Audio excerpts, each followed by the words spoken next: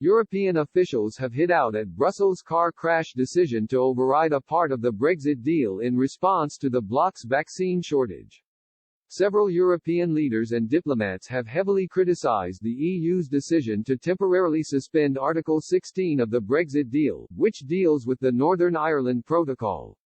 The EU did end up reversing the decision, but not before political damage was made. As a result, EU diplomats have criticized Brussels for shutting them out of any discussions on the matter, with many stating they were completely blindsided by the move. The BBC's Europe editor Katya Adler said a number of EU diplomats have fumed over the chaos that ensued last night. One diplomat said, "We certainly weren't asked about it. If we had been, we would have shouted loudly that it was a terrible idea. The decision was taken, in a hurry, at the top or close to the top, of the Commission."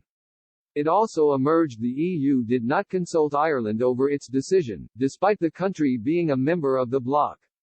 Another diplomat told the journalist the decision was a car crash. They said, "It's like watching a car crash in slow motion." President von der Leyen is a medical doctor. She wanted to take over the mass purchase of vaccines for all the EU, as a high-profile exercise. Normally health issues are dealt with nationally.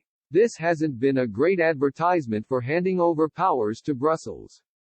I think that's the lesson member states will take away from this. The move would have led to the EU controlling vaccine exports from the bloc. It could have seen checks on the border of Ireland and Northern Ireland to prevent shipments entering the UK.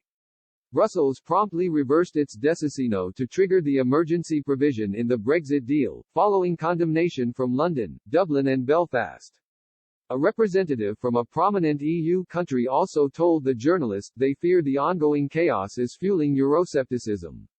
They said, "And what do we look like now? This was a disaster. It plays into the hands of EU haters and UK opponents of the Brexit deal."